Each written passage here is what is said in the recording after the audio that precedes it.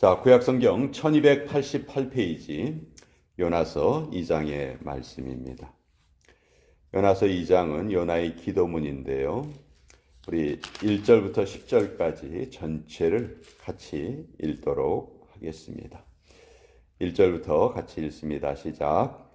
요나가 물고기 뱃속에서 그의 하나님 여호와께 기도하여 이르되 내가 받는 고난으로 말미암아 여호와께 불러 아뢰었더니 주께서 내게 대답하셨고 내가 수올의 뱃속에서 부르짖었더니 주께서 내 음성을 들으셨나이다. 주께서 나를 깊음 속 바다 가운데에 던지셨으므로 큰 물이 나를 둘렀고 주의 파도와 큰 물결이 다 내 위에 넘쳤나이다. 내가 말하기를 내가 주의 목전에서 쫓겨났을지라도 다시 주의 성전을 바라보겠다 하였나이다. 물이 나를 영혼까지 둘러싸우며 깊음이 나를 에워싸고 바다풀이 내 머리를 감쌌나이다. 내가 산의 뿌리까지 내려가 싸우며 땅이 그 빗장으로 나를 오래도록 막았사오나 나의 하나님 여호와여 주께서 내 생명을 구덩이에서 건지셨나이다. 내 영혼이 내 속에서 피곤할 때 내가 여호와를 생각하였더니 내 기도가 주께 이르렀사오며 주의 성전에 미쳤나이다. 거짓되고 헛된 것을 숭상하는 모든 자는 자기에게 베푸신 은혜를 버렸사오나 나는 감사하는 목소리로 주께 제사를 드리며 나의 소원을 주께 갚겠나이다. 구원은 여호와께 속하였나이다 하니라. 여호와께서 그 물고기에게 말씀하시매 요나를 육지에 토하니라. 하나님의 말씀입니다. 아멘. 자, 요나서의 이야기는 너무 흥미로운 이야기라서 우리가 잘 기억을 하고 있습니다. 하나님께서 선지자였던 요나를 특별히 택하셔서 중요한 사명을 맡겨주셨습니다. 저 니느웨에 가서 말씀을 전하라. 너희가 회개하지 아니하면 40일 후에 이 도성이 멸망당할 것이다. 그러니 꼭 회개하여라. 이 말씀을 전하라는 명령을 주셨어요. 근데 요나가 이것을 거부하죠. 선지자이면서 하나님의 말씀을 거부합니다. 대신 니느웨하고 정반대 방향으로 가려고 하죠. 니느웨는 동쪽에 있었고 당시 서쪽 끝에 있었다고 생각되는 곳이 스페인의 다시스였습니다. 그래서 하나님이 가라는 곳과 정반대로 청개구리처럼 서쪽으로 가려고 배를 탑니다. 그렇지만 그 배는 풍랑을 만나게 되고 또 결국 요나는 물속에 던져지게 되죠. 자, 여기에서 우리가 요나의 문제점을 좀 알아봐야 되겠습니다. 왜 요나가 하나님의 말씀을 거부했을까? 물론 니느웨가 자기 나라를 괴롭히는 적국이라는 그 이유도 있었겠지만 더 근원적인 것을 살펴보면 결국 요나는 하나님의 은총을 독점하려 했습니다. 그것을 나누려 하지 않았어요. 하나님께서 아브라함이라는 한 인물을 택하셨죠. 그리고 그 아브라함을 통하여서 무엇이 퍼져나가기를 원하셨냐면 하나님의 복이 퍼져나가기를 원하셨죠. 그렇죠? 그래서 너는 복의 근원이 될 것이다. 너는 복이 될 것이다. 결국 우리 하나님의 백성들의 사명이라고 할 수 있는 것은 내가 받은 복을 타인에게 전하는 거거든요. 근데 그것을 요나는 거부하려 했던 거죠. 왜? 자기의 생각 때문에. 저 사람들은 우리를 괴롭히는 사람이에요. 그러니 저 사람들은 복을 받아서는 안 돼요. 근데 하나님의 뜻은 그게 아니었잖아요. 하나님은 천하 모든 백성들이 다 하나님의 복을 누리는 것을 하나님께서 원하시는데 결국 요나는 하나님의 이 마음을 깨닫지 못했다는 것이죠. 자, 그럴 때 이제 하나님께서 이 요나를 고쳐주려 하십니다. 자, 1장 맨 마지막 절 17절에 보면 여호와께서 이미 큰 물고기를 예비하사 요나를 삼키게 하셨으므로 요나가 밤낮 3일을 물고기 뱃속에 있었다. 자, 이 요나가 뭐 우리는 보통 고래라고 이렇게 표현을 하는데 사실 제일 큰 물고기가 고래였기 때문에 고래라고 우리가 추정을 하는 거죠. 그렇지만 성경은 그것을 고래라고 말하지 않고 그냥 큰 물고기라고 말합니다. 어떤 큰 물고기가 요나를 삼켰어요.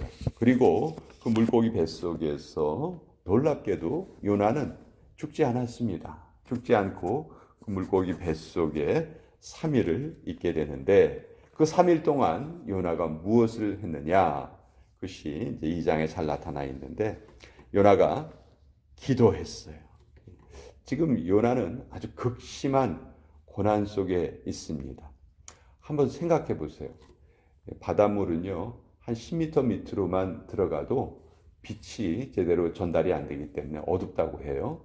근데 그 어두운 그 바닷속에 있는 물고기 뱃속에 들어갔어요. 그러면 그때 뭐 요나가 뭐 후레쉬를 가지고 있었던 것도 아닐 거고 얼마나 그 어두움 속에 있었는가.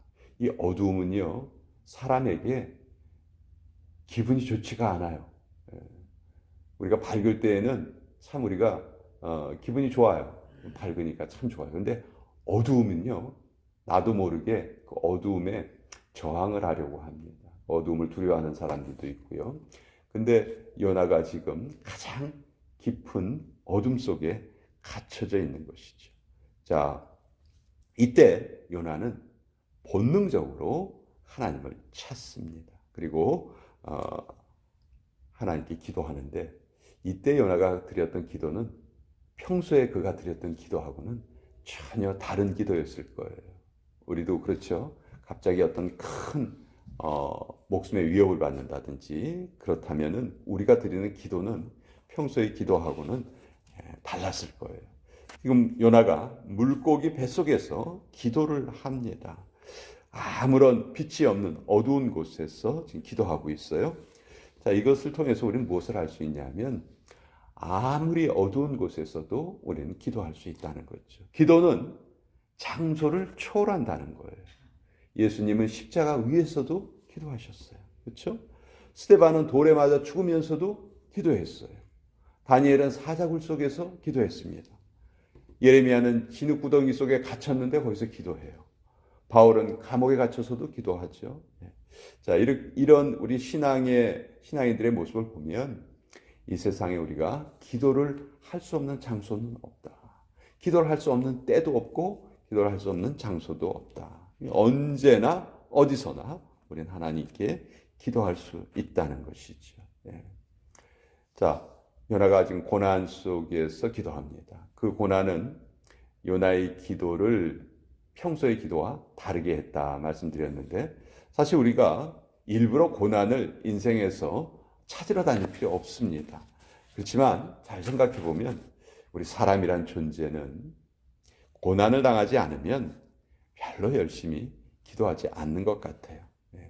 고난을 당하지 않아도 참 열심히 기도하고 그렇게 신실하게 살면 참 좋을 텐데 그게 그렇게 쉽지 않은 것 같아요. 고난을 만나기 전까지는 기도를 한다 해도 간절함이 좀 부족할 경우가 있겠죠. 그렇지만 고난을 만나면 어떻게 됩니까? 우리의 기도가 가장 순수해지고 간절해지고 가식이 없어져요. 그래서 저는 하나님께서 우리 인생에 때때로 밤을 허락하시는 이유가 바로 그것이다. 그리고 그 밤중에 하나님께서 우리에게 기도하게 하신 거지. 생각해 보자고요.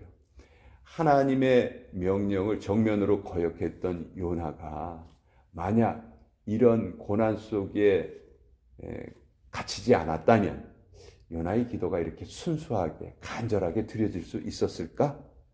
우린 별로. 만약 요나가 자기 뜻대로 다시스로 잘 도망갔어요. 그러면 거기에서 하나님께 간절한 기도를 드렸을까요? 그렇게 우리가 상상하기는 어렵죠. 그러니까 요나가 이런 간절한 기도를 드리게 된 그 배경에는 하나님의 역사하심이 있었다. 그러니까 하나님의 역사하심은 때때로 우리에게 고난을 주셔서라도 우리를 간절한 기도를 하는 기도자의 자리로 우리를 이끌어 가신다. 왜? 그것이 궁극적으로 우리에게 우리 인생의 유익이 되기 때문에. 그래서 우리 그 자리로 이끌어 가시는 거죠. 자, 요나가 이제 기도를 하는데 2절에 분명히 이렇게 말해요. 내가 받는 고난으로 말미암아 여호와께 불러 아뢰었더니, 내가 지금 고난을 당하고 있습니다. 그래서 제가 하나님께 기도합니다. 이렇게 말하는 거예요. 그리고 내가 4절에 보면 내가 말하기를 내가 주의 목전에서 쫓겨났을지라도 다시 주의 성전을 바라보겠다 하였나이다. 여기 보면 내가 성전을 바라보겠습니다. 이렇게 말해요. 여기 말하는 성전은 건물을 말하는 것이 아니에요. 건물을 바라보겠다는 말이 아니고 성전은 유대인들에게 성전은 뭐예요? 하나님의 임재가 있는 곳이죠. 하나님이 내가 거기 너희와 함께 하겠다. 그걸 가시적으로 보여주신 증거가 성전이거든요. 그러니까 내가 다시 성전을 바라보겠습니다 하는 것은 하나님을 향한 믿음을 내가 회복하겠습니다. 다시 하나님을 바라보겠습니다. 이렇게 말하는 거예요. 그리고 이제 요나의 기도의 두 번째 강조점은 맨 마지막 구절에 있습니다. 구절 뒷부분에 보면 구원은 여호와께 속하였나이다.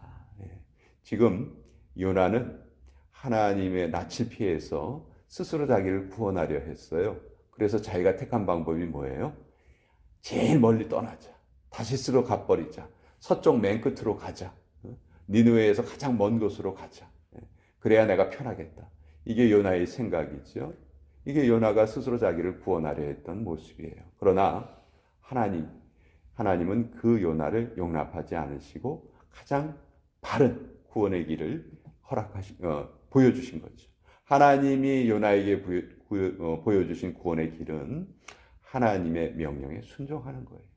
그것이 바로 요나에게 주어진 구원의 방법이었다. 그래서 그것을 깨달은 요나는 이제 구원은 여호와께 있습니다. 지금도 수없이 많은 사람들이 구원이 자기 판단에 달린 줄 알고 살아갑니다. 그러나 우리 하나님의 백성들은 그것을 철저하게 배격하죠. 오직 구원은 하나님께 속했습니다. 하나님이 정하신 방법으로만 구원이 이루어집니다. 그것이 우리의 고백인 것이죠. 그래서 이제 요나가 사실 서원을 하기는 해요. 이 고난 속에 고난을 당하면서 9절 앞부분에 보면 나는 감사하는 목소리로 주께 제사를 드리며 나의 소원을 주께 갚겠나이다. 이제 이 고난 속에서 요나가 깨닫습니다. 나는 하나님의 명령을 그대로 실천해야 되는 존재구나. 나는 하나님의 명령을 피해서 사는 존재가 아니고 그것을 실천하며 전하며 사는 존재구나. 그것을 깨닫고 그렇게 하겠습니다. 이렇게 표현을 합니다. 우리가 신앙인의 삶을 살면서 때로는 하나님의 요구가 나에게 맞으면 순종하고 맞지 않으면 순종하지 않고 이런 모습이 참 많이 있었죠. 내가 하나님을 따르는 것이 아니고 하나님이 나를 따르기를 원했던 모습이 우리 신앙인의 첫 번째 모습입니다. 누구나 다 그런 단계를 거치는 것 같아요. 신앙이 어릴 때에는 내가 하나님을 위해서라기보다는 하나님이 나를 위해서 존재하는 것으로 생각하기 쉬워요. 그러나 그것이 어린아이의 신앙이라는 것을 우리가 점점 깨닫게 되죠. 신앙의 연륜이 쌓이면 쌓일수록 나라는 존재는 없어지고 나는 사라지고 내 안에 하나님만이 나타나시고 결국 그것이 우리 신앙의 최고봉이 되는 거잖아요. 그래서 요나가 이제 그 서원을 하나님께 아뢰입니다. 그랬을 때 10절에 여호와께서 그 물고기에게 말씀하시매 요나를 육지에 토하니라. 요나에게 두 번째 기회가 주어지게 됐죠. 자, 오늘 요나서 2장을 통해서 우리는 무엇을 알 수 있을까? 고난당할 때 우리가 가장 먼저 해야 되는 일은 무릎 꿇는 일이다. 하나님 앞에 무엇이 잘못되는 것을 살펴보고 그 잘못을 하나님께 다 내어드리고 이제 올바른 길로 나아가는 것이다. 그것이 우리가 고난을 극복하는 가장 바른 방법이고 하나님은 그 고난을 때때로 우리에게 허락하시면서 계속해서 우리를 성장시키신다. 그러니까 우리 신앙의 성장이 저는 그렇게 느끼는데요. 꾸준하게 이루어지면 참 좋을 것 같은데 그런 사람 별로 없는 것 같아요. 신앙의 성장이 계단식으로 이루어집니다. 점프를 해요. 별로 이렇게 신앙생활 열심히 안 하다가 갑자기 탁 올라가요. 그리고 또 그 신앙이 유지되다가 또 올라가요. 근데 여기 올라가는 시점에 뭐가 있냐면 꼭 고난이 있어요. 그 고난을 통해서 신앙이 점프가 되는 거예요. 그러니까 하나님이 우리에게 고난을 허락하시는 이유가 결국은 우리의 유익이다. 다윗이 고백했죠. 고난당한 것이 내게 유익이다. 그것을 통해서 내가 내 믿음이 성장했다. 이렇게 말하고 있죠. 오늘 그 모습을 요나를 통해서도 우리가 보게 됩니다.